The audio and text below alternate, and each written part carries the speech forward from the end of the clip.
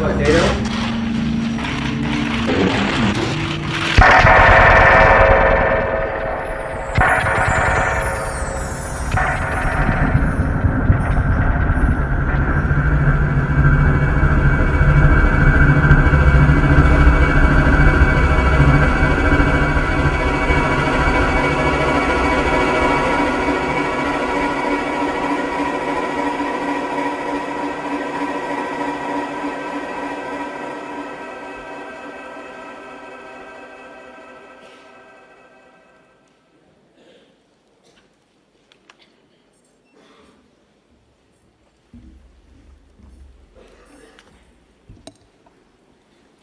Good evening, and welcome to Call Out, Protest, Speak Back.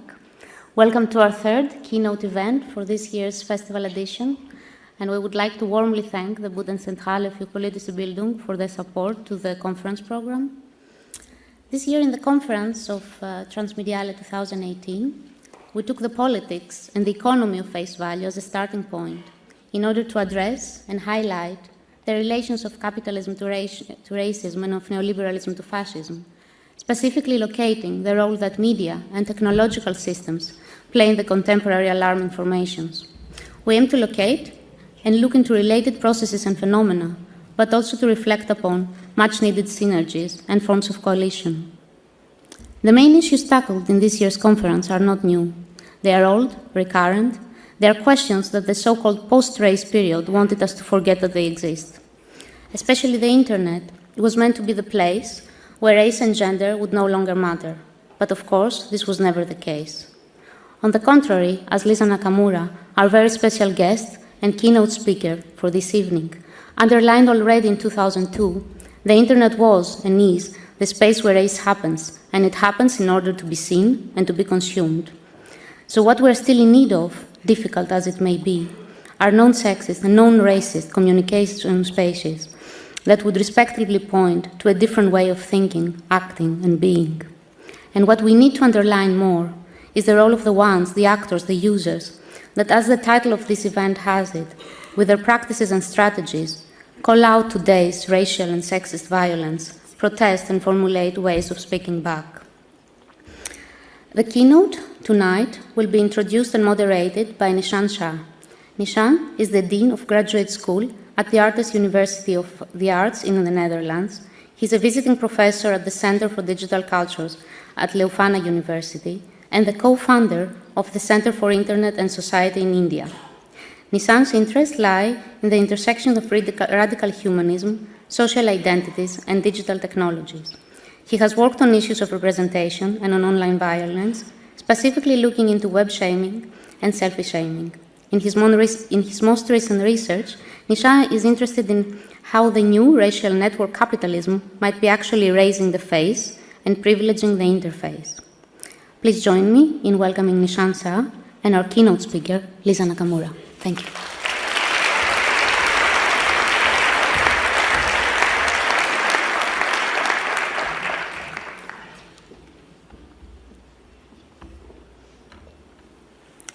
All right, thank you very much. Good evening, everyone. It is such a pleasure and a privilege to host today's keynote. It's also slightly unnerving and a little bit scary because I'm, for the first time, hosting somebody who, in my own academic career, I had thought of as a hero for more than a decade. I was a grad student when I first read Lisa Nakamura's work, where she introduced the idea of the second shift and the invisible labor that women perform in everyday work and social environments, and looking at the ways in which techno-socialities, right, which through the seduction of visualization and erasure of bodies, continue to form, inform, and formulate new conditions of labor and exploitations of specific groups of people, but especially women of color. Since that first introduction into thinking about bodies as technologies, technologies as embodied, and politics of invisibility that get naturalized into the scripts of global production and consumption of digitality, Dr. Nakamura's work has been a cornerstone for me to think through. Over the years, her framework of thinking through the biotechnical turn, the technobiological turn, and the technogenetic turn that signals a cultural, institutional, and scholarly transformation that privileges digital technological forms of knowledge, mediation, and interaction has been a source of thinking through contemporary change practices for students in my classrooms. For today's talk, Dr. Nakamura concentrates on the contemporary moment of breaking through the techno-social, post-national, post-racial silence, which has been embodied in the seemingly global protests of gendered and racial rights. Looking at historical production of technologies, the structural critique from feminist and racial politics, and the need for a politics of hope, where we don't only think about what we fight against, but necessarily what we fight for, is a message that I take away from it.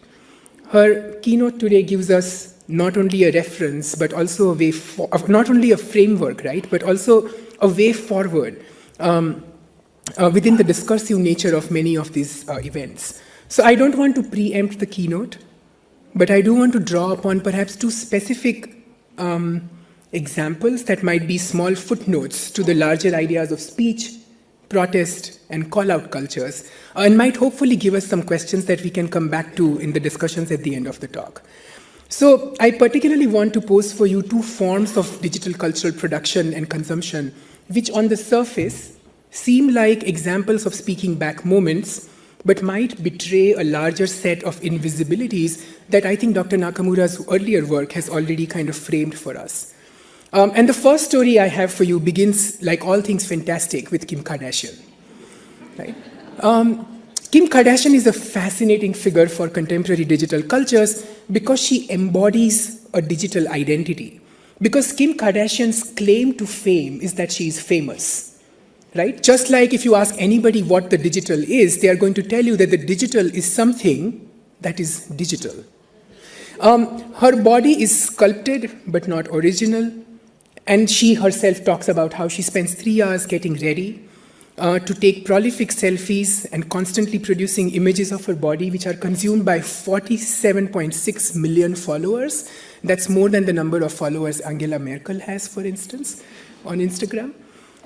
Kim Kardashian simultaneously then becomes the most celebrated woman of color today with immense power, and yet allowed to be in public only for pleasure and consumption of the people around her. In a recent photo shoot in 2014 for Paper magazine, she shot this series of pictures which were supposed to #break the internet. The moment was heralded as the superpower of a woman of color and her capacity to accrue traffic to an extent that it would choke and break the internet, which is otherwise an incredibly masculine play. There were editorials that were written, scholarship generated, and news media that amplified Kim Kardashian and the power that she wields in her capacity to break the internet. It was considered both a moment of breakthrough, but also a moment of speaking back to the narrated scripts of fame and fortune that we are used to when we think about the digital.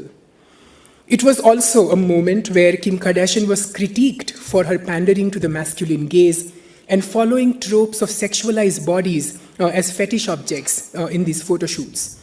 In both these narratives, the idea was clear.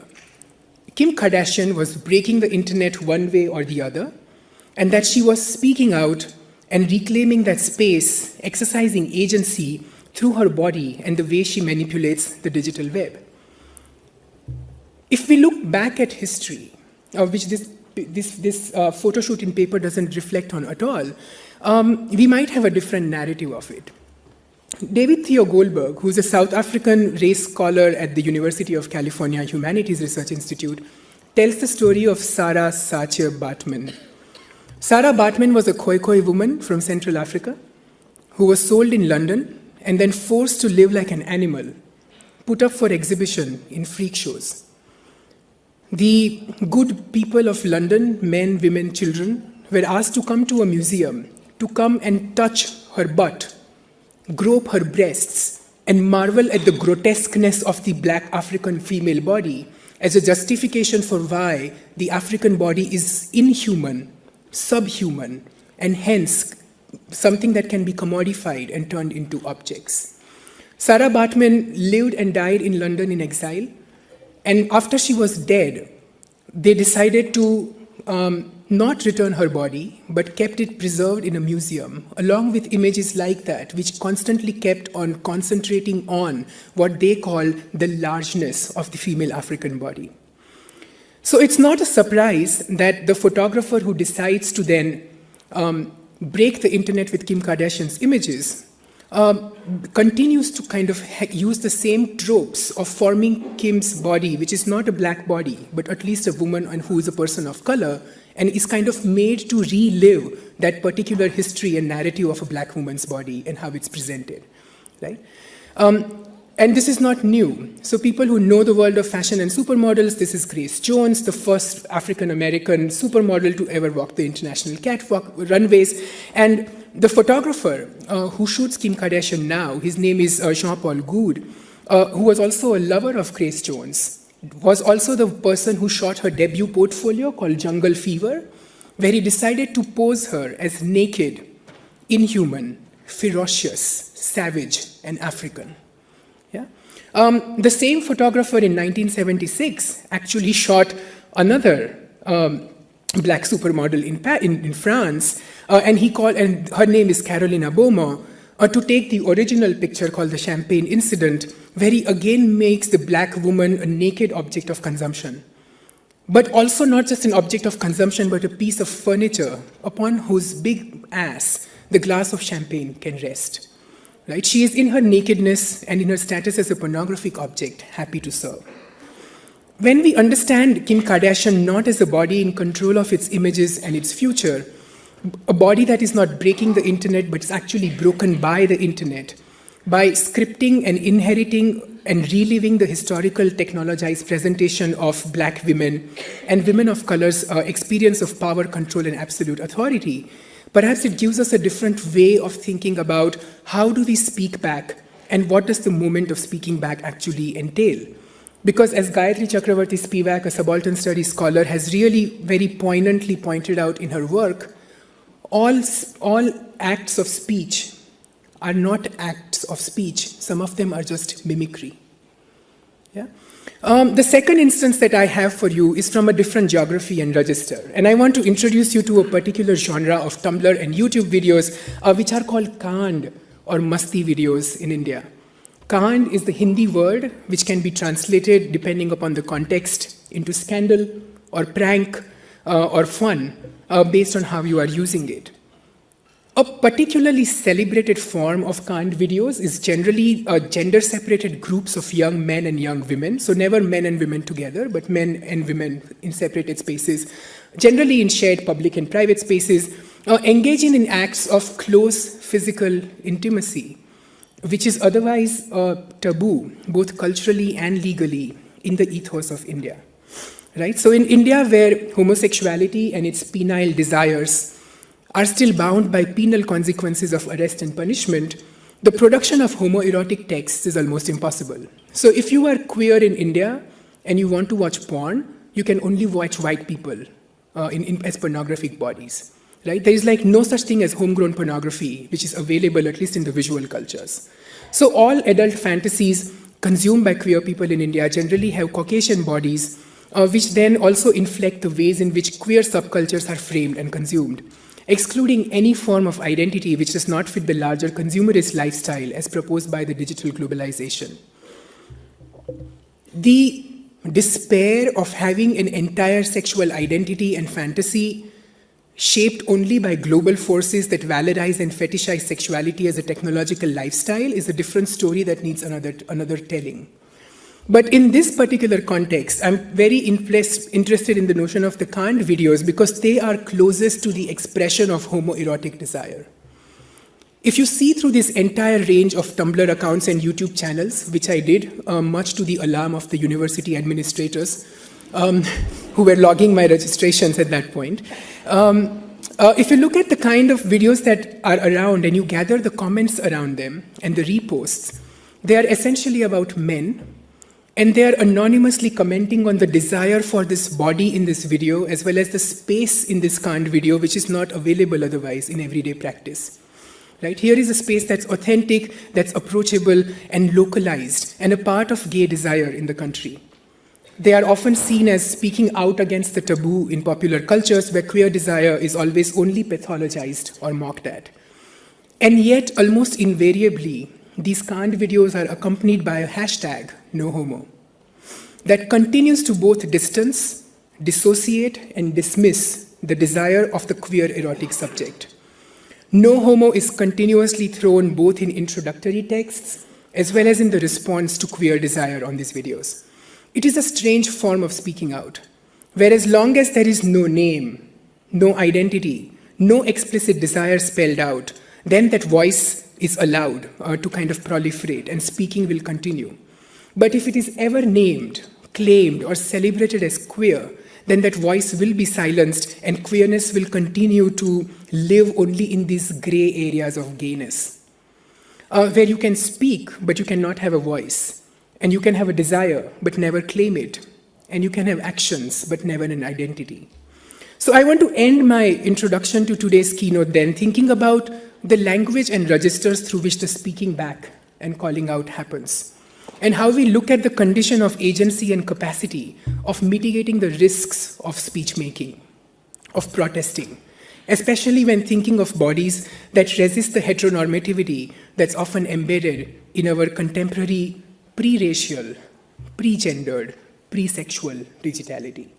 So I'm going to stop with these questions here, and I hope that this offers a fruitful framework, and I hope that you will now join me in inviting Dr. Lisa Nakamura to the stage for the keynote. But thank you very much.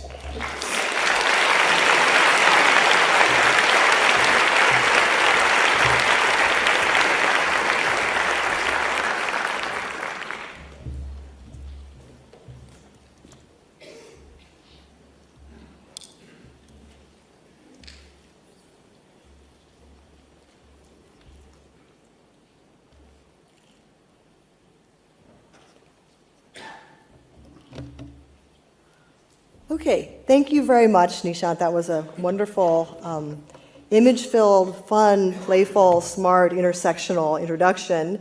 I'd like to thank Nishant and Daphne for their wonderful work introducing this talk. I don't know if I'm very short, so you can hear me. All those whose labor made this event possible, who we can't see today. So today I'm going to talk about the turn towards Black feminism, women of color feminism of the 80s. And I want to do this because I've had the benefit of seeing other people's talks and keynotes at this event, and it's interesting to me how many people have cited bell hooks and Audre Lorde in their talks. So Nellie Pinkross cited, in the weaponization of language, cited Audre Lorde, Shaka McLaughlin cited bell hooks, and I know these things have come up in other places. So given there's been so much attention to the rise of the alt-right, which is the right thing to be looking at, I'm going to talk a little bit about the rise of intersectional feminism using digital tools.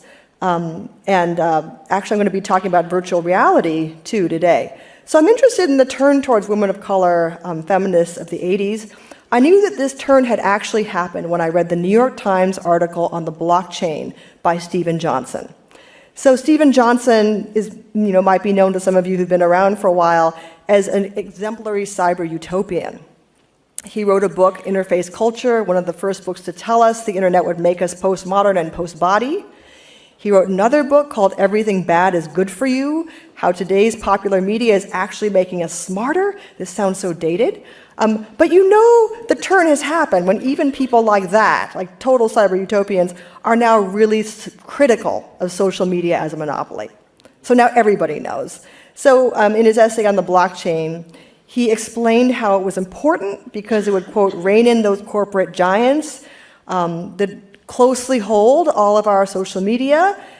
He says it's moved us away from Internet 1, the free and open internet, into what he calls Internet 2, an internet corrupted by concentrated power.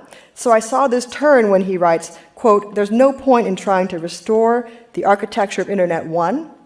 It's a variation of the old Audre Lorde maxim, the master's tools will never dismantle the master's house. You can't fix the questions technology has created for us by throwing more technological solutions at it. So when Stephen Johnson's quoting Audre Lorde, something has happened. So it's surprising to see radical black feminists quoted in regards to the blockchain. Audre Lorde wrote theory in her poetry and poetry in her theory. These were interchangeable modalities. Yet on the other hand, it's not surprising at all. Women of color feminism, Audre Lorde, Gloria Anzaldúa, Cherry Moraga, Bell Hooks, and other contributors to these iconic collections like this bridge called My Back, originally called this third world feminism, has gone mainstream, animated by state-sanctioned violence against black people in the US, by the rise of the alt-right, and spread virally by cultural figures and musicians like Beyonce, by social justice fangirls on Tumblr and on Black Twitter. So I'm going to spend a little time talking about Beyonce. Her album Lemonade immerses the listener in black women's culture, struggles, and pain. It's very confessional, it's lyrical, it's very much like this 80s woman of color feminism, which was centered around experience, feeling, and the complexities of intersectional identity. So this narrative that she did was so grounded in woman of color theory that fans actually didn't really understand it. So people created a syllabus, crowdsourced by public intellectuals and black women academics to help listeners understand what she was trying to say. So the syllabus contains classic and contemporary women of color texts. Here's a story about it. It was very, very popular. I think it really surprised the people who made it. Candice Benbow was one of those. And it's an open access syllabus. So putting these works from the 80s, a lot of them out there in the public, both gestures towards higher education, the need for us to understand these things which are affecting us, but also critiques higher education, because the rise of future-destroying debt, which we've also talked about a lot, trading your future as the price of higher education, is a means by which women of color are driven into poverty. So it really does affect certain people more than others. So the syllabus was created because we need this knowledge now. And I say we, I really do mean all of us, during a moment of rising fascism, misogyny, and racism in the US. It's clear that post-feminist and post-racial discourse, the idea that women and people of color no longer need tactics and strategies of resistance, now that racism and sexism have retreated from discourse and now reside solely within social and economic structures of equality, as if that were nothing, that's behind us, that's gone. So women of color feminism has roots in the 80s and 90s, just like the popular internet, and just like virtual reality. So while many people have given up on Internet 1, virtual reality and women of color feminism seem to be exploding. So I like this.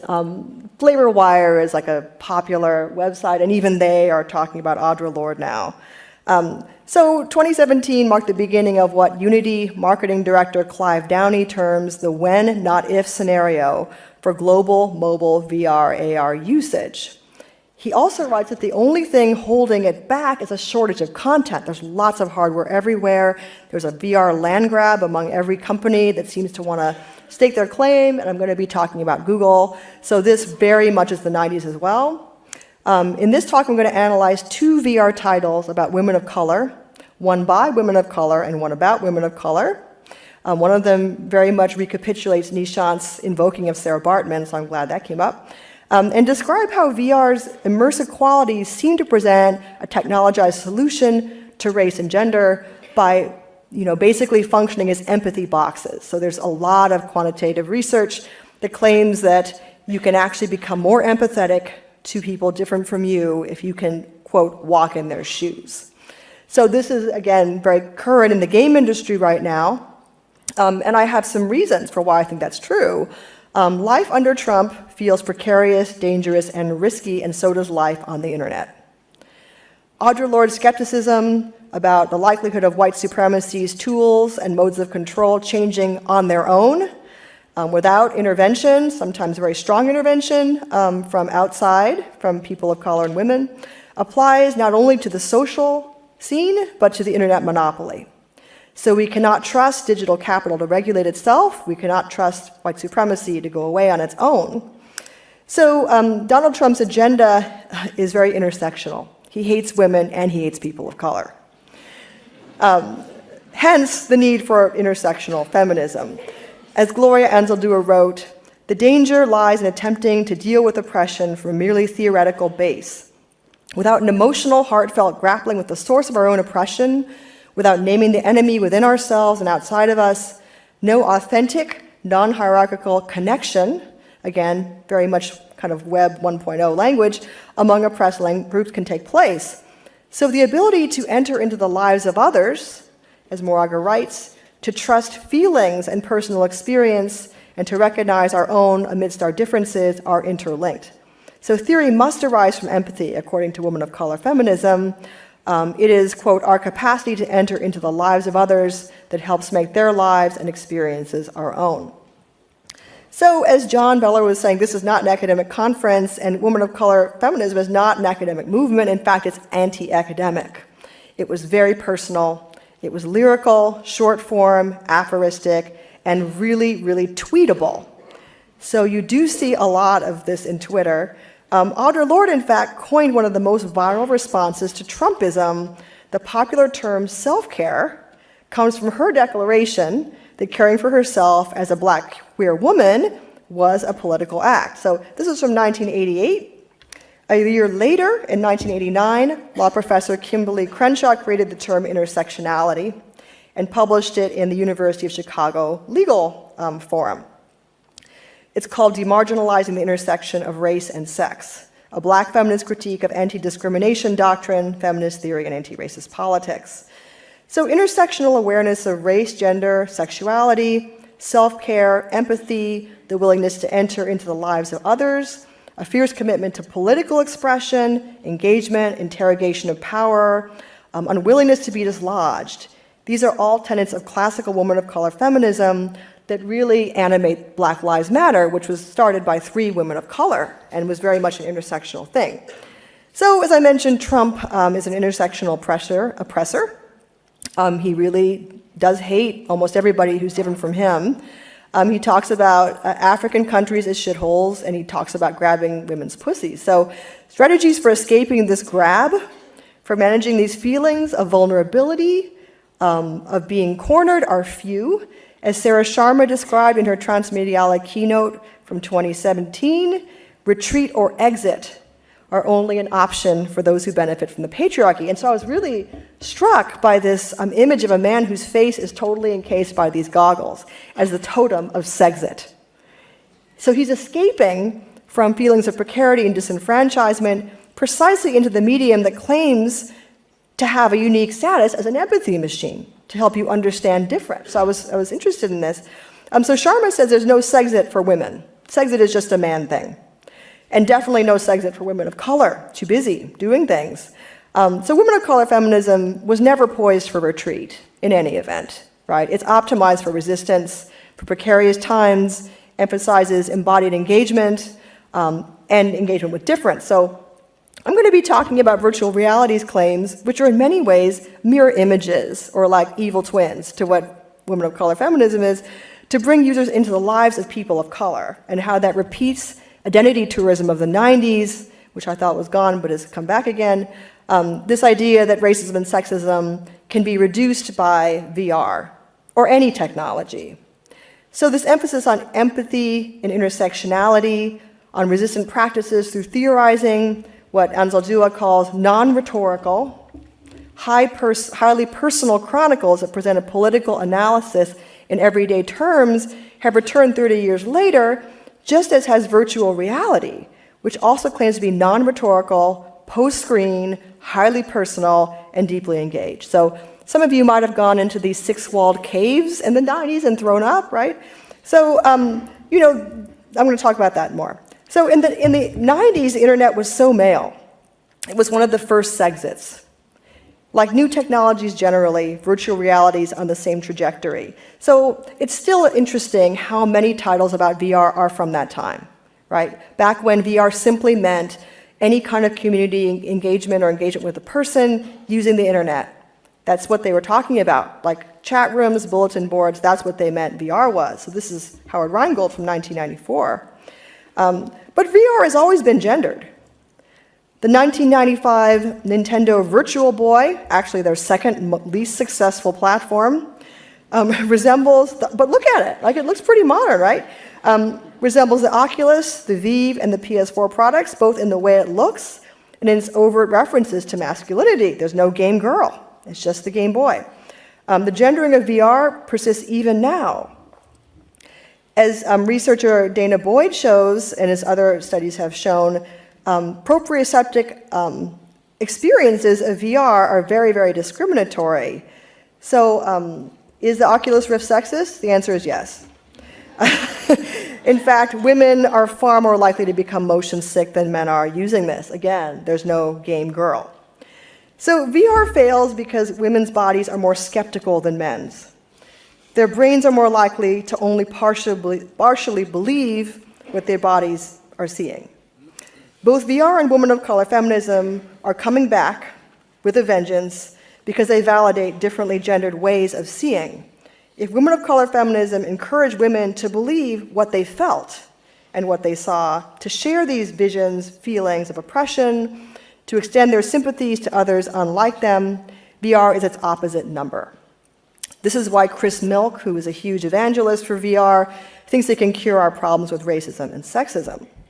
So this interest in basically fooling the body into learning how to think and feel differently is not new.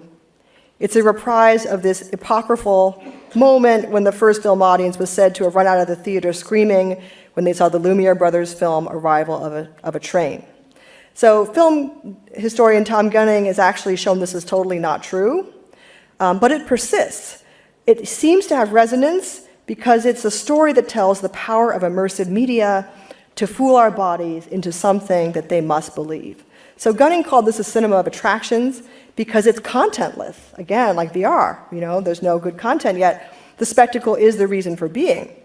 So women of color feminism centers the body as a platform for knowing, as does VR, but does so by acknowledging the differences between bodies. This bridge called My Back contains a section called Entering the Lives of Others, Theory in the Flesh, which engages exactly with those questions of what it means to claim to know another's experience, the vital importance of women of color theorizing through the body and not in spite of it. So seeing as an other is the promise of VR. As I described in earlier work, VR has long functioned as a virtual and real technology of tourism and escape for white people into blackness, female embodiment, as a touristic mode of pleasure and a kind of fake feeling of empathy. So VR is an escape from the body, an assertion of the primacy of male bodies, which can believe what they see a little better. And at this point, VR content is going to arrive in the home via video games, mostly, either as expansions or ports from existing things. So I was interested in Google's foray into VR. They launched a series of 360 videos called Immerse Vr, which make a claim to fundamental difference from other audiovisual media. So here's some press about it. It was pretty splashy. They launched it with an exploration of racial identity. And here's another image. So you're supposed to move your phone around to see the different spaces in here. And interestingly, these VR videos are called experiences. They're not called videos, but they're videos. But nonetheless, they're making a claim to total cinema. Right? The claim that Bazin made that we could see everything in the round and not have to see the things we don't want to see. We don't have to see race and gender. Rather, we will feel it. We will experience it as total, embodied, complete, and ultimately empowering. So, as I said before, critical race theory is resurgent for the same reason that VR is. If VR is a tool for fake sympathy, for believing what you see, women of color feminism addresses the needs of people who are left out of this post-racial and post-gender vision, or if they are included, are prostheses for racial sympathy. So what purpose do race and gendered bodies have in our newest, oldest medium, VR? How do the mediums claim to immersion and experience? The post-media medium give rise to claims that VR is the new digital anti-racism machine. How are the politics of personal, and I'm talking specifically confessional identities, narratives about racial trauma working in VR. So I'm going to talk about a Black women's digital design collective, Hyphen Labs, and Google's effort to be in this space of diversity. So Google claims that their media will bring you into the life shoulder to shoulder in virtual reality with Desi, a Black designer at Google Paris, and Clayton, who is a gay diversity trainer in San Francisco. So the claim to bring you close, to bring you shoulder to shoulder, face to face, not into the life. Like they go into people's homes, they show you their kids, they show you their bathrooms, their kitchens, you're encouraged to rummage around and look at everything these people have in their homes, are interesting, right? Because one is about Blackness and one is by Blackness, but Black makers in any event. So both center Black women who describe strategies for surviving the racialized media and other experiences of our times. But the Hyphen Labs example is really interesting because you can't control the point of view. It's a Oculus product, kind of, so you have to put the goggles on. But it takes place in a Black hair salon, which is great. But you don't get to look around and own the space in the same way. So Google is a company that's been called out so many times, right? So here's the way they wanted to kick this off.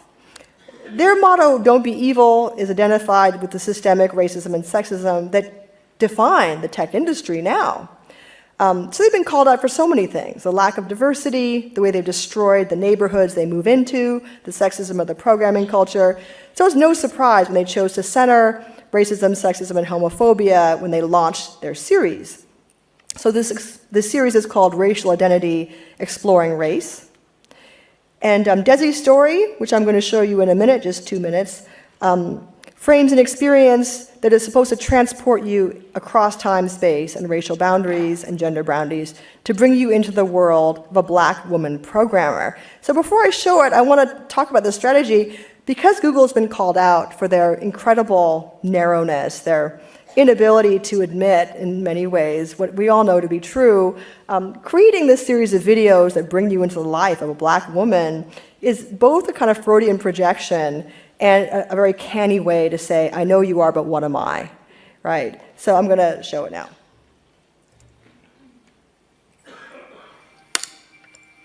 That's my mouse, I'm sorry.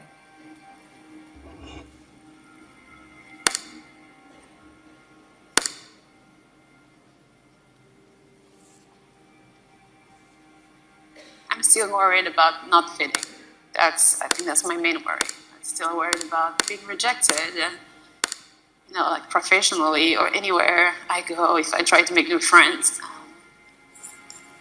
I just still feel like either I'm not going to be accepted or I'm going to be looked at some sort of curiosity.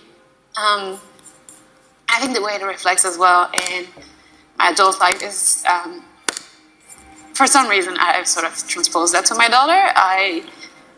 There is nothing that scares me more than the idea of her being rejected by others. And she's not. She's fine. But the idea that people could hurt her the way I was hurt is just, as a mom, I just can't accept that. Okay. So in this video, and the clicking noise I always is have me... this sense of Oh, sorry. not fitting and not belonging. And I don't think I ever realized that this was linked to my racial identity, and knowing that now, it makes total sense. It actually makes sense if I look at it. I think that what's different from me, I don't have a lot of assumptions on people and things. I tend to question a lot, and that's really part of actually what I do as a UX designer, is that you don't operate based on assumption. You have to understand people. That biases will prevent you from understanding what they need. Okay, I forgot where my own video ended. So this was a challenge to capture because it's a 360 video, and that clicking noise is me moving around to try and show the space a little bit. So this video describes the racism that this black woman experienced as the only black child in a small French village. The upper left navigation button encourages you to kind of look around this space, which is very medieval looking, while she cries and describes her fears for her daughter and the racial suffering of a black woman in France. So when she talks about how she feels like she might not be accepted, that I'm going to be looked at as some sort of curiosity, both invokes the idea of Sarah Baartman, a curiosity, an attraction, something which is out of place, something which is strange and exotic and to be objectified, but also as a curiosity, an attraction like the cinema of attraction. You know, in some ways VR is still a curiosity. It hasn't become a mainstream thing. And when she talks about worrying about her daughter, this invokes exactly the reason why Black Lives Matter came into being, which is to protect the children of women of color who were being shot by the police. So it was always centered around the death of children by the state. So her tearful confession of her racial agony and alienation in Paris, while she's standing by herself, is then, you know, montaged to a shot of her walking into her office at Google Paris, and then the music gets very much happier. So Google Paris is an oasis of diversity. And later scenes show her eating lunch with black coworkers who are wearing Black Lives Matter t-shirts. So Google is very much trying to connect this enterprise to Black Lives Matter. When I visited Facebook, the HQ Facebook, I was waiting to get a badge, and there were Black Lives Matter posters all over the, Mountain View, the East Palo Alto Facebook headquarters. So it was an interesting move. I also want to mention that one of the other 360 titles by Google is called Favela, and that one's very popular too. So it's easy to see the Black Lives Matter shirt as a straightforward co-optation of intersectional activism. This is a promotional VR title that's really meant to reshape our experience of Google. Not our image, but our experience of Google. It's not super popular, but it's interesting. They have no comment section. And there's a lot of downvotes on this, right? So Desi's story, her experience as a woman of color, is recouped and made valuable and viable by her transformation into a marketable skill for the digital industry's UX design. So the pain and suffering of blackness is converted into a valuable commodity for Google, because being a good UX designer means seeing other. It's an act of empathy, understanding through mediated experience. So her fear that she's not seen as a real person comments vividly on the paradox of VR. The racial experiences it offers seem to be real, yet assertions about grief, trauma, pain, and mourning by women of color in the real world are dismissed. So if you're a tennis person, you might have followed Serena Williams. After she gave birth, she almost died because doctors did not believe that her pain was real. Black women's tears are disregarded in the real world, but in this video, they're an engine for Google's empathy, a guarantee that its experience design actually works, that Google is depicted as the cure for this disease of lack of empathy. It shows how to capitalize upon racial pain. So the unwanted knowledge of exclusion, the body's exclusion, produces the empathy that allows women of color to serve others. Again, the Kim Kardashian thing, it's uncanny, to intuit automatically what they need. So VR that focuses on sites of black pain or trauma have been critiqued for turning black pain into a spectacle, a video game, and I'm going to talk about this somewhat controversial, okay, excuse me. All right. So this controversial project by Nani de la Peña, who is a VR producer, it's called One Dark Night. It recreates the 2012 shooting of black child Trayvon Martin by George Zimmerman using some actual 911 audio. So she showed this at a number of festivals. Writer Priscilla Wald saw it, and she described the audience reaction. She said, most of the black people I spoke to after had the same reaction. Why would someone want to create this?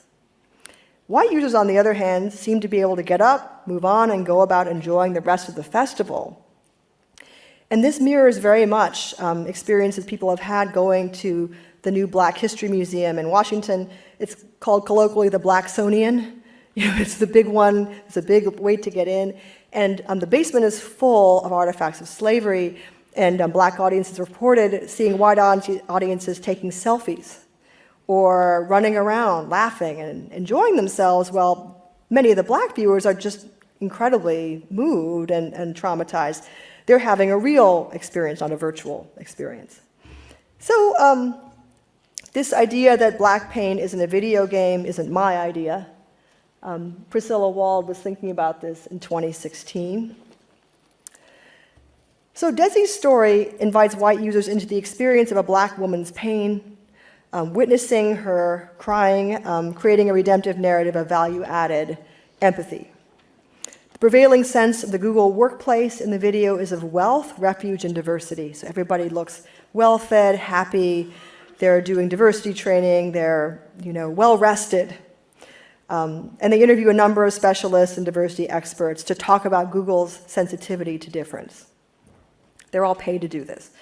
So in contrast, Hyphen Labs is a collective of black female programmers who, like the women of color theorists I'm talking about from the 80s, don't get to do theory as their job. They all have day jobs that require them to do the work in the off moments, the moments when you're riding the bus, or you're between a gig, or your kid has gone to sleep.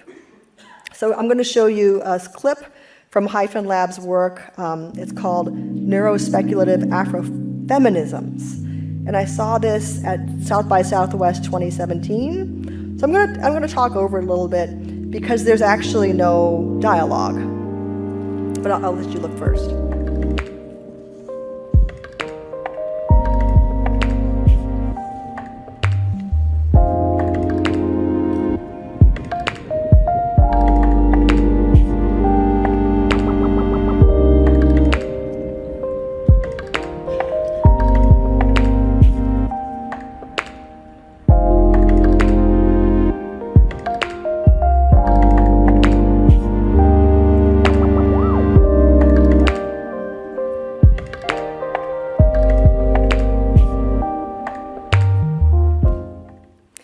So this is their trailer.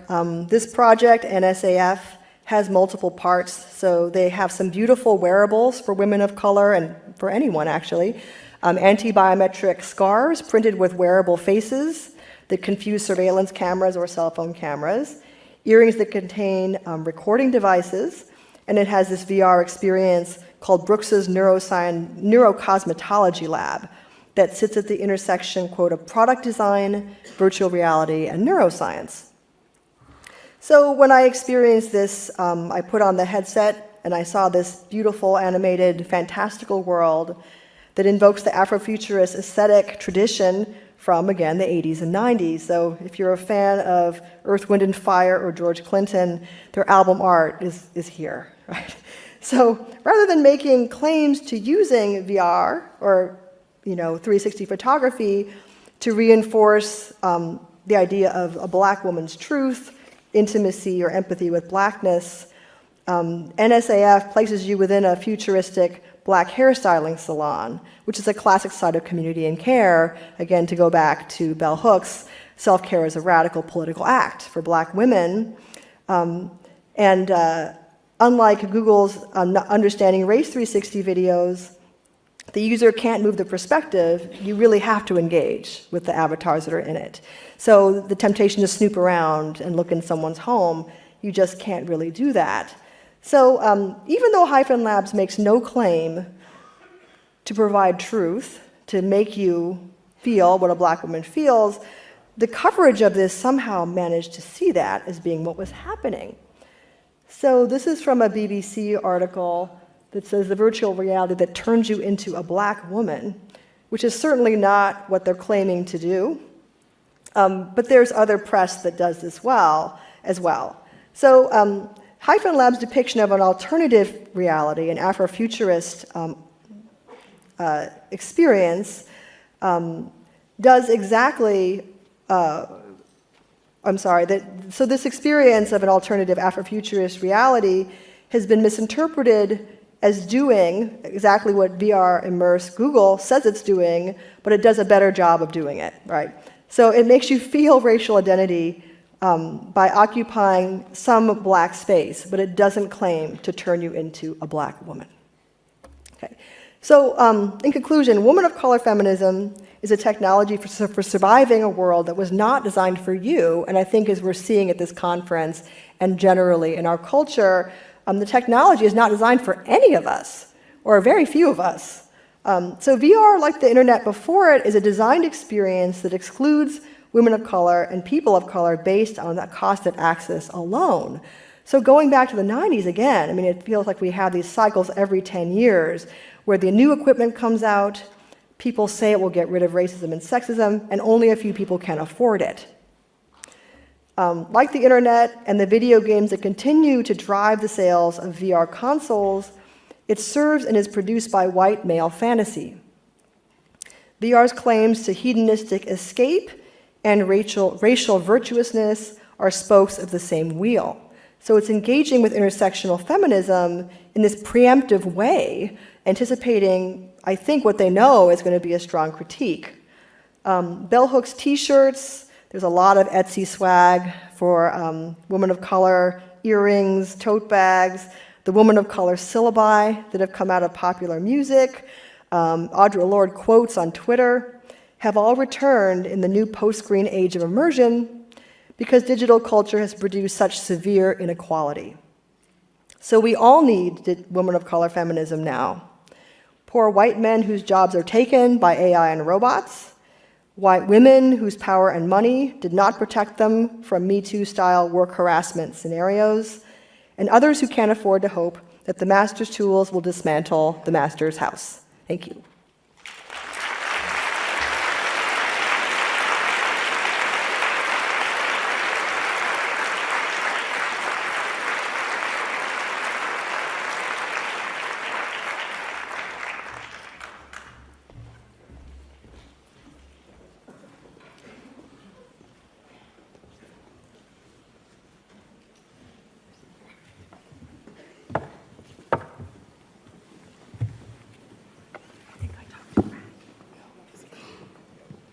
All right. Thank you so much. This was exciting. It was inspiring, and it was rich. I think the audience is going to need a couple of minutes to process all the things which have come our way, and maybe some of you might find it shocking that you are actually allies to 1980s feminism, especially women of color feminism, without suspecting it. So we do have about 30 minutes for Q&A. There are 2 microphones which are present in the 2 aisles. So as and when you think you are ready with a question, and I do honestly urge you to think of a question as opposed to a comment, because then we can actually have a conversation going on. Please line up at the 2 microphones and we will signal towards you to come up with questions and ideas. But in the meantime, I'm going to take the privilege of moderating. Thank you, and ask maybe 2 questions, which I thought were really fascinating.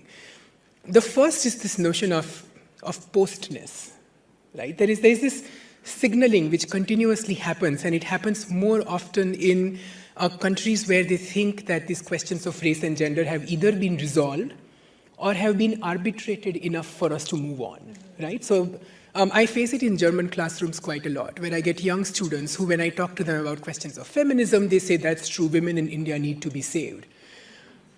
And I'm like, but what about women in your country? And they're like, they're fine, right? Like, it doesn't affect us in particular ways because we are a post-feminist country, so to speak. This notion of affordance, right, thinking of the post as a retreat, as an exit, is something that I think had really strong resonances when you talk about virtual reality as also a means of an privileged exit from a space where you can afford to retreat. And in fact, coming from queer and Dalit feminism in India, one of the things that I was taught was always to say, you never retreat.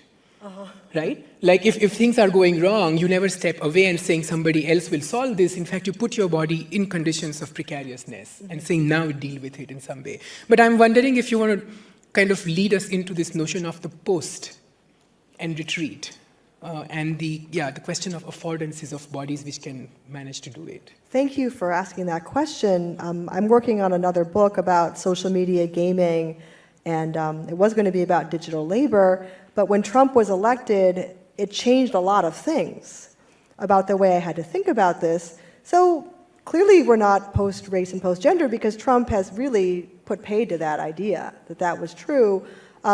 And following the alt-right's strategies and tactics, one of their primary modes of asserting themselves is to say that feminists now want too much. Feminists have got basically economic equality, which is not true, but that's often the claim, and that asking for more is simply asking for feelings not to be heard. And feelings are often discounted as unimportant, whereas economics is very, very important.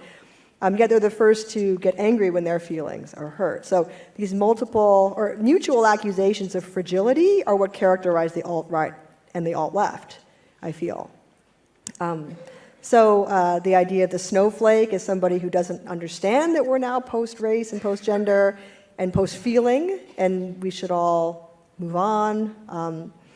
So I think, the post-race was always a contested and controversial idea. I think that David Thiel Goldberg writes well about that. Is his book called "Is Racism Over?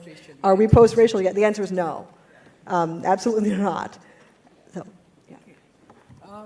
Thank you. I do have the capacity to speak for 30 minutes, but I don't want to do that to you.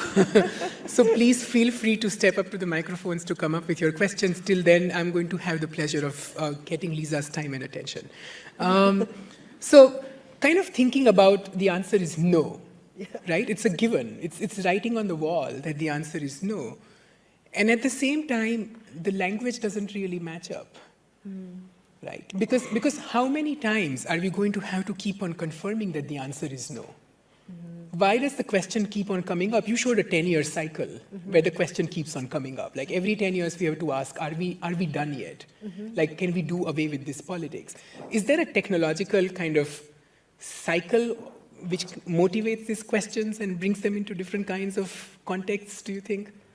That's a question that I think people would have answered with Moore's law 10 years ago. They would have said processing power doubles every 18 months, therefore racism will get better and better and better as we become better and better and better at simulating non-racism. But I wouldn't even revert to that argument now. It's still the case that hardware does get better and better and better, but the political climate is not. So thinking back to John Beller's talk about racial capital, and how we're teetering on the brink of this absolute disaster. A disaster of, the earth itself coming to an end, but also people being pushed to their brink, being pushed to the limit, and frequently, denied the right to survive, right? I think that women of color feminism was already there in the 80s, and because now we don't look to hardware to solve the problem anymore, that's why we're seeing this return, I think. So I think this is a double nostalgia for a moment when resistance seemed potent and real, and also a moment of nostalgia for new tech, the new tech. Like VR really does claim to be different in a way that things haven't for the last 10 years. So I don't even know what to compare it to in a way. Maybe broadband, like people see it as fundamentally a different kind of experience of temporality or presence. Thank you. I think the broadband is a great idea because the promise of broadband was that distance will no longer matter. Yes. Right? And because distance will no longer matter, we will all be in proximity of each other's pain. And hence we will be able to become better people. Well, all we did was made better pictures of cats. Yes. Or Pepe the Frog. Yeah, or Pepe the Frog. All right. There's first question there, and then, are you standing on the mic? Yeah. Sorry, the light's in my face. I can't see you. Yes, please. Can you just introduce yourself? Hi, I'm Shiloh Phillips. Thank you very much, both of you, for this contribution and for framing it also in this way. I have a question related to the way you unpacked the quote by Audre Lorde on the master's tools and the master's house, and also the parallel you made between this and the tech fix idea that tech problems couldn't be fixed by tech solutions. And I was wondering on your views if you see this as something on principle, looking at the issues of inclusion and exclusion, about who is making for whom, who is excluded, versus the issue perhaps being ownership. Is it the fact that it's the master's tools, is it certain tools, or is it because of the master's apostrophe S belonging to someone else? I was wondering if you had any thoughts on this, and also in relation to, say, queerness, which was originally a derogatory term that becomes something you can claim, we're here, we're queer. And so I was wondering, how can tools perhaps be appropriated after all, and by whom? What do you think? Do you have an idea?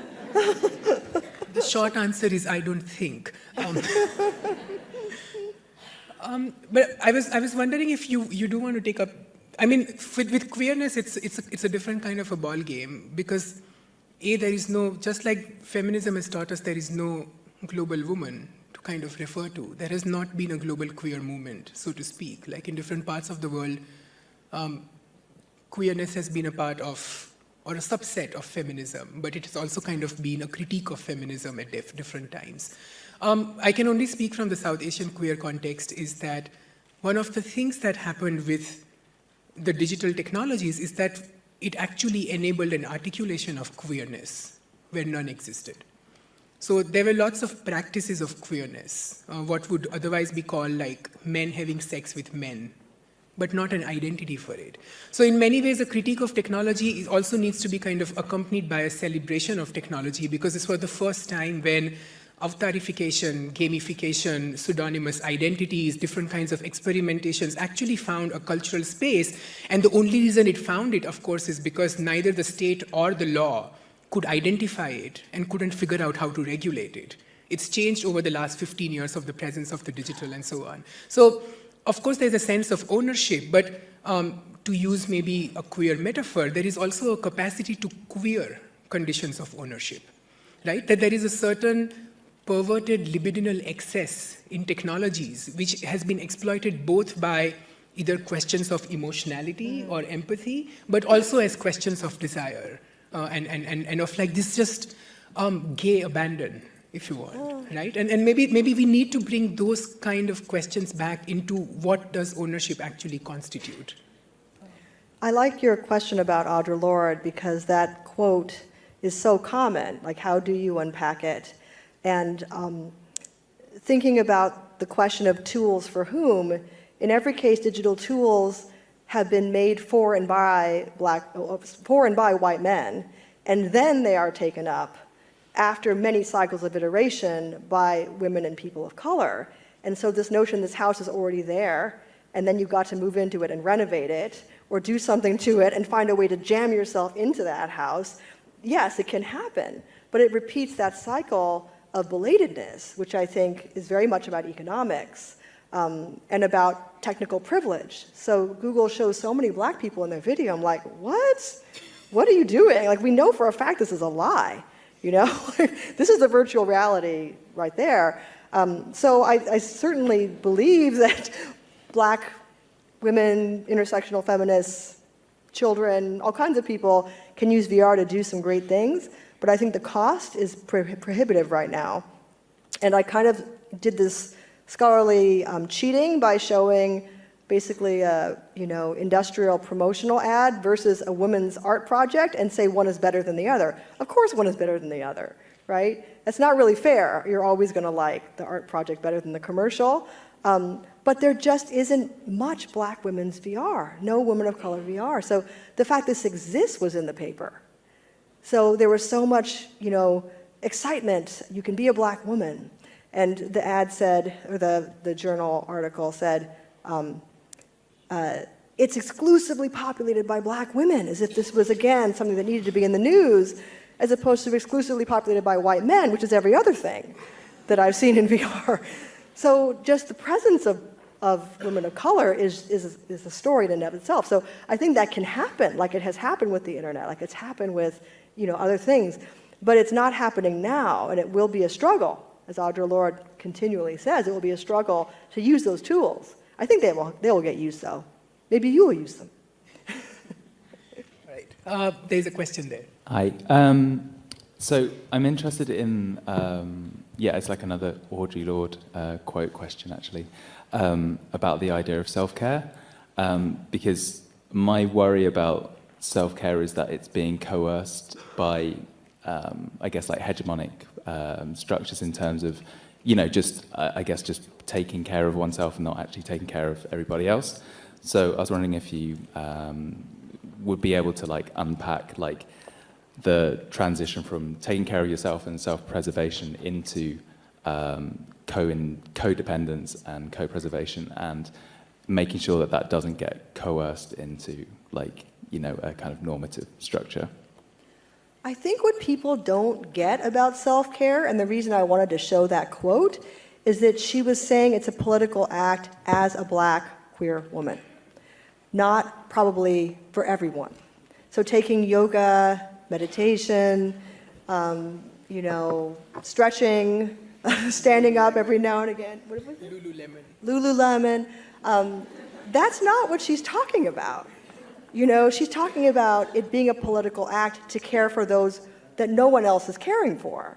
So I think the reason it's coming back is that there are a lot of people who no one's caring for, and they're not all women. So this intersectionality was meant to be a very flexible way to incorporate a lot of different people. I'm super open to the idea that straight white men need intersectional feminism, that they need care as well, because neoliberalism is not caring for anyone, or just for a very, very few people.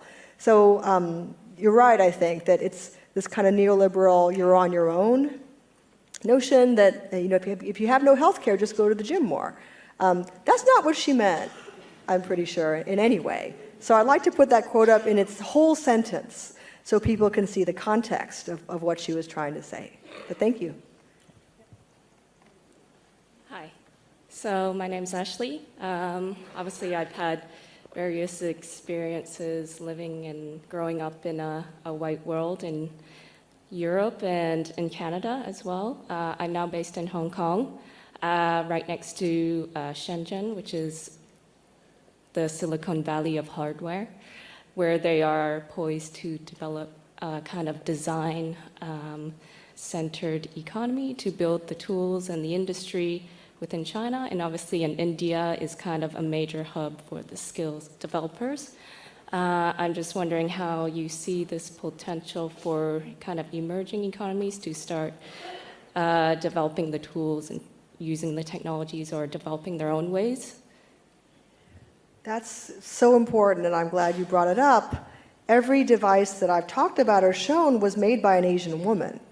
I mean, every device was made by an Asian woman. She touched it with her hand. So that's always in the background of this, that is the labor that makes these things possible, and it's cheap, immiserated labor a lot of times. So I think Shenzhen has been looked to as the site of rapid prototyping and nimble or lean development, where a small business or an entrepreneur can go and make something quickly and cheaply that's off the grid or very different from the mainstream products that we see around us. My colleague Sylvia Lintner has documented in great detail how often those are tweaks of what we already have, and they are designed mostly for white male markets or white European markets. There's not a lot of design going on for developing markets, as far as I know, outside of the NGO space. So Shenzhen in particular is such an interesting place because you would think, they're trying to develop maker spaces and, bring in new kinds of voices. But I think the culture of entrepreneurship and prototyping is directly from Silicon Valley. Right, so it's not just the idea of Silicon Valley, but the techniques and training and the way to conduct business, I think, is very typical of that place. Yeah, it's obviously still copying the same Western logic, and they're, using this, basically the same methods. I'm just wondering if you have ideas on how they could do it another way or themselves that is unique to their own culture and their people. I know they're trying to shift away from exports to service the Chinese economy and for Chinese audiences, rather than creating products that go overseas? Yeah, I think so many of the pirated phone, not pirated phones, but smartphones, cheap smartphones used in the Arab Spring came from China.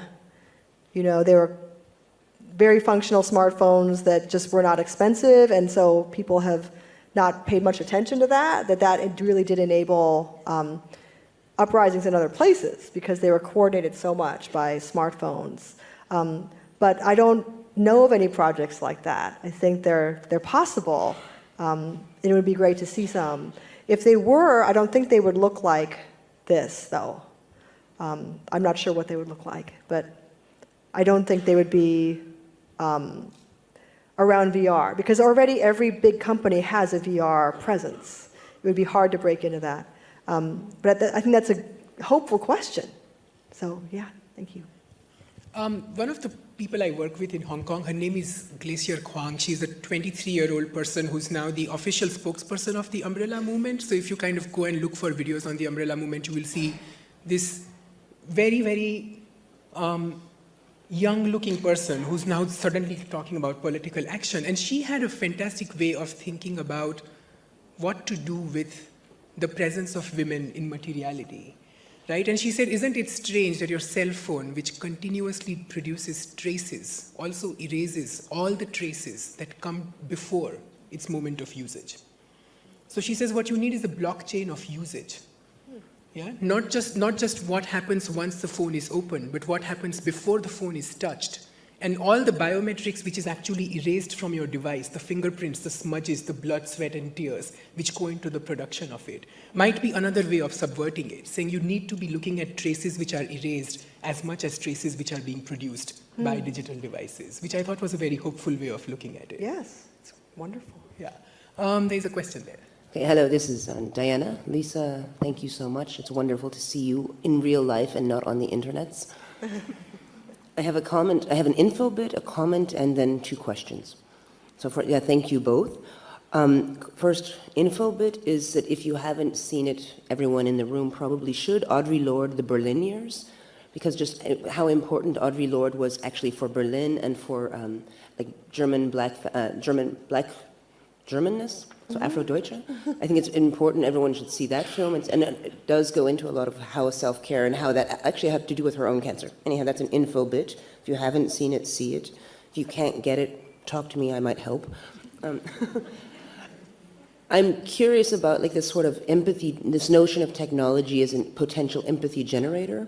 I, of course, would rely on good old-fashioned books and film, but I'm also thinking about, for example, how when Julie Dash's Daughter of the Dust came out, how it was received and perceived very differently by different publics, but how it's been reperceived. But that is a kind of political and conscious empathy, empathy generator, immersive, how books, films can be immersive and be already do that thing that that this VR plans hope to do, but also lacking context that's always problematic. And then I would just maybe like to ask about the role of interdisciplinarity within intersectionality, and that might point to some of the questions that came out of where does radicality emerge in innovation, and what types of things happen from the periphery. And for example, the kinds of films that Black Audio Film Collective was making before they had access to the technology to produce the ideas that were deeply digital or deeply technological. So I know so little about the history of film. I just know the Lumiere brothers in a way, so I don't know what to say, but I think Julie Dash has come back for similar reasons. People need this, and it's not just people of color, but there are stories about survival, bare life. It's about what to do when everything's been taken away. There's community, there's being together. I think that it's interesting it's a hair salon, because that is a space of refuge, I think, for women of color, where there is a discourse that happens that does not happen other places. Even in islands of whiteness, you can find people in these particular places. The Desi story, VR one, Desi talks about her hair so much. like probably 20% of the time is talking about her hair and how French people don't understand her hair. They don't know why she puts it in a certain style and why they want to touch it and, why they talk about it all the time.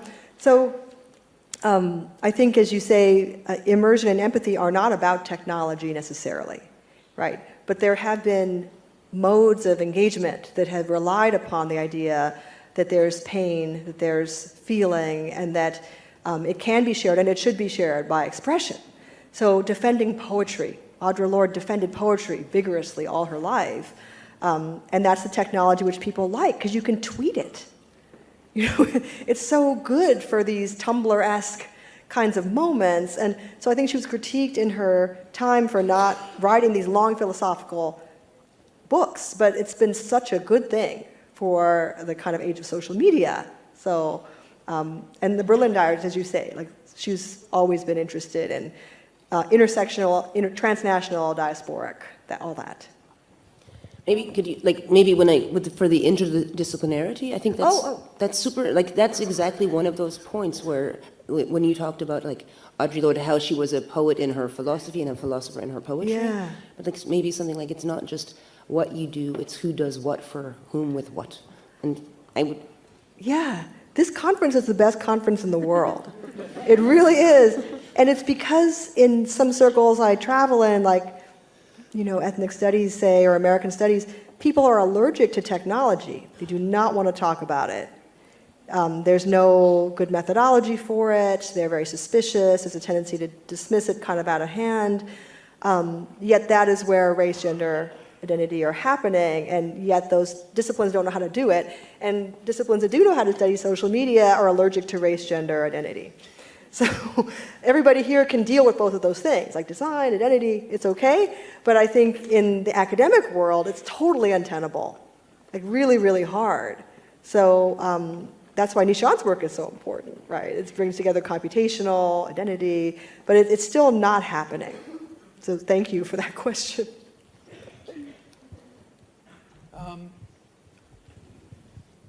Yes, please. I'm really a bit, I must say, confused or annoyed by all this because I think VR has absolutely nothing to do with your content, but that's maybe because I don't understand why you need to speak about VR to speak about your topic. So because I like VR and I know the technology, I really don't understand you. So I don't know, it's a kind of problem I have now to understand you because I think maybe you don't understand VR. Uh-huh. And I would like to have clearer speaking about concreter things. Yeah. Yeah. And so I'm really confused now. You're right, I don't understand VR in the sense that I've never made any VR content and don't know how to produce anything in VR. I think my paper was more about the ways that VR is being used to claim an experience of empathy which it just can't deliver. And as a way to say there's a colorblind technology which can let us experience what it's like to be someone else. But it's great that it's colorblind. That means it doesn't look on color. It's a quality, it's a positive quality. It's neutral. Yes. You can use it for whatever you want to use it. I think that, a lot of the panels on algorithms and politics were really good at saying that algorithms aren't neutral. When we talk about news, I don't know clear. why. Yeah, well, maybe somebody else should continue. No, I think thank you for the question, which in fact betrays some of the neutrality arguments that technology has always mounted through history. So when French colonizers landed in Eastern Africa, and they decided that one of the best ways to quantify the human subject was to go with conditions and technologies of measurement, right? Because you can never really measure the soul of an individual. And anyway, the heathen did not have a soul to begin with. So they went with calipers, and they decided to put people's heads into calipers, and they did measurements to figure out the cranial size of the African man, and figured out that it's apparently the average cranial size of an African man is smaller than a Caucasian head, and hence it must be lesser evolved, so to speak. This is a neutral technology. Yeah, it was also colorblind because it wasn't virtual. I don't want to kind of step into a defense at all, but I do want to make a claim that one of the things that I take away from your talk is to say that a lot of the times when technologies step in with a claim of neutrality, they concentrate only on extensive measurement principles, size, shape, cognition, neuroscience, mapping, and so on and so forth. And what, at least for me, being trained in theories and discourses and practices of feminism, one of the things that people of color feminism, people of queer feminism has brought out is to recognize that it's precisely the intensive measures of experience, of shared collectivity, of different notions of empathy, which are the spaces both of resistance but also that of exclusion. So that I could be measured, for example, by a whole bunch of medical sciences which would insist that I'm a cisgendered man. And whether I like it or not, that is the only identity that my biometrics, my passport, and my German residence permit will allow me to have. Right? That is an extensive measure of a neutral and a colorblind technology. And there is a need to bring back these other kinds of questions which are about intensification of the subject. And her experience into the equation. So maybe that's where we need to meet VR now, and maybe you want to take it up from there. Yeah.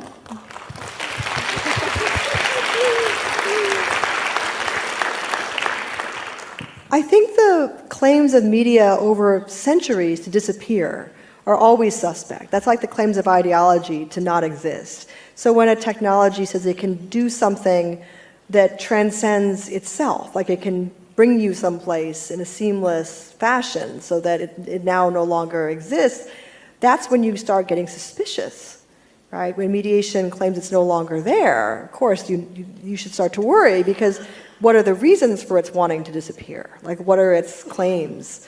Why does it want you to think that? So I think from an ideological perspective, VR is neither good nor bad, but I think the evolving identity through what the industry is trying to do with it, some of the content that's being made for it, is both a fig leaf for the rampant sexism and racism of the industry itself, but also a sign of things to come, right? When you see a new product being launched, the ways it's launched tell you something about who it's for, what it's supposed to do. And it's supposed to help you feel good about diversity. That's what it's supposed to do. So. All right. I've been told that there's very limited time left, so one last question and then we do a wrap-up. Okay, so my question takes off from a quote by Audre Lorde. She says that every day we don't use our power, horrible things are done in our name. And I want to link that to the question to the master's tools. Because the way, even we've been talking about here, technology has been either an escape or, you know, something like a hammer. And I wonder, and I want to complement that by a comment Le Guin makes about technology, which is the vessel or the net or something which can hold something. And I wonder if we think of tools, of such tools, whether that might maybe, and that is my question, think of tools that are not only about dismantling the master's house, but maybe that can also preserve something, especially if we're talking about mass extinction and so on. I wish I had more time to talk about the Hyphen Labs projects, because they did make some amazing things that are anti-surveillance things using, 3D printing and other things which could be seen as the master's tools. So I think the Audre Lorde quote you brought up is really good, that you had to engage, that there's no choice but to engage. So I certainly believe that everybody should be making things with these tools. And there are some sites for resistance. So I think when Lorde is talking about that, I think she's not saying we should never use any of the things that are made by white people or made by men or used by them, but rather to use them with a different attention and a different intention, which is to resist, to assert yourself, to survive. So I'm glad you brought that one up. All right. Thank you very much. Thank you for the really thoughtful questions, for bringing out the tensions that still exist no matter how wonderful the conference is. between technology and being human. I want to end though on a positive note, because the first time I read the script of the keynote, I thought one of the most interesting thing was this going back to empathy, but not with empathy as a romance discourse, but one that we need to look at with a little bit of suspicion. Because Wendy Chun has this very provocative essay in The Dark Side of Digital Humanities, where she talks about how empathy sometimes becomes a form of retreat. I have felt and I have experienced, and now that's enough, right? It sometimes is as minimal as a like on a Facebook button, where apparently our likes are saving the blue whales. Or that every time you share a meme, a child in Africa is getting a bowl of rice. That these are measures of empathetic cybernetic loops in a certain kind, and I just love the fact that you're coming back to empathy, but not with the romance of it, but with suspicion, and that there's a politics of hope that you find within that. Right, there's nothing Google cannot use. They really have taken this notion of empathy on board. It's really interesting how they're trying to claim that energy, that kind of feminine energy, or what's seen as feminine energy. So thank you. All right, thank you very much. Thank you.